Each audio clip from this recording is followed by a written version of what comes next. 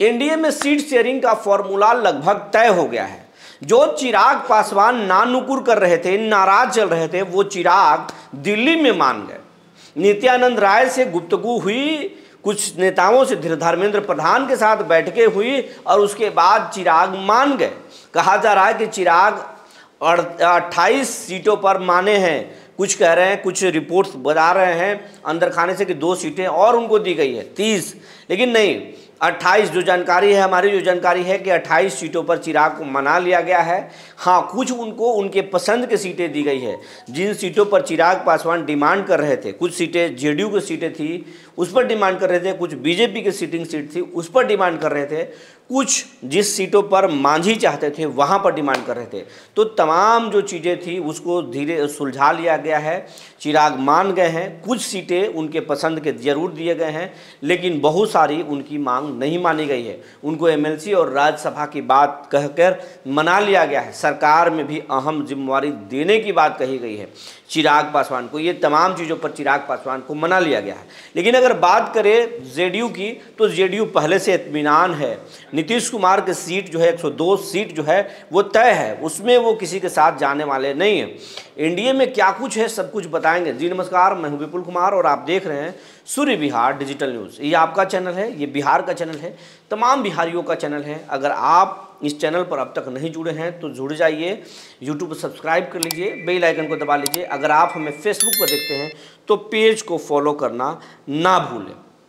अब आपको बताते चलें कि जो बातें हैं एनडीए में सीटों को लेकर, प्रत्याशी को लेकर बड़ा उपापोह की स्थिति है।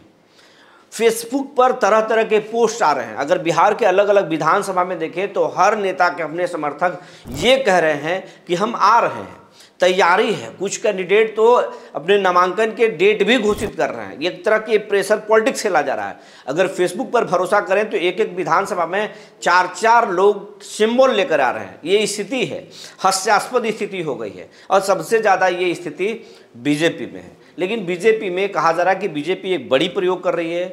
बीजेपी बड़े पैमाने पर 30 से ज़्यादा नए चेहरों को बिहार में इस बार उतारने जा रही है।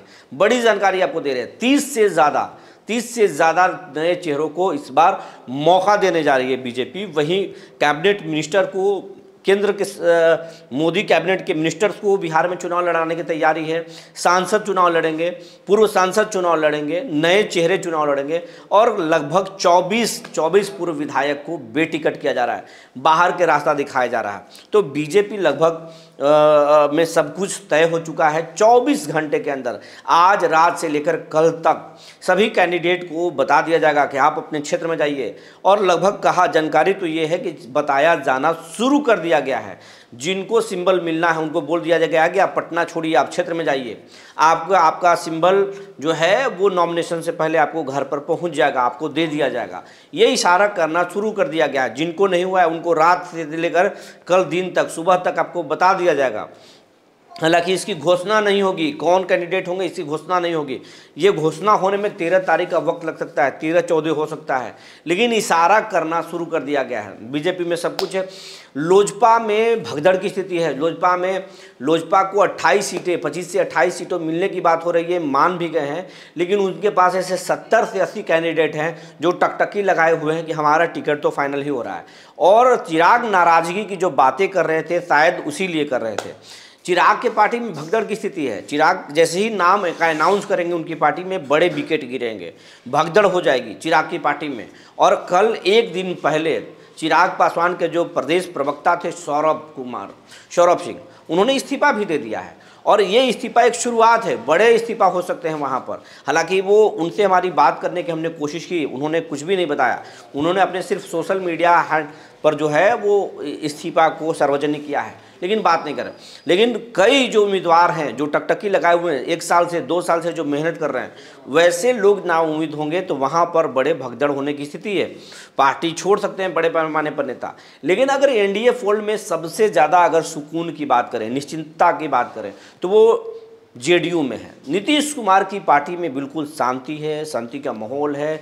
सीटें डिसाइडेड हैं। नीतीश कुमार ने बीजेपी को बोल दिया हम 102 सीटों पर लड़ रहे हैं, हमारी सीटें ये है।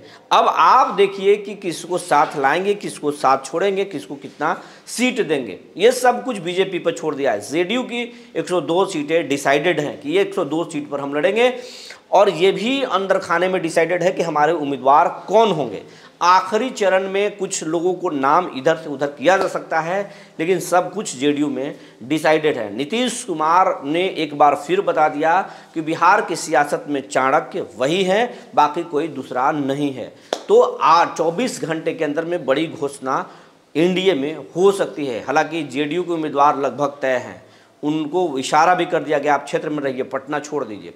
तो ये तमाम चीज़ें हैं जो जानकारी निकल कर आई थी, हमने आपको बता दिया। तब तक के लिए धन्यवाद।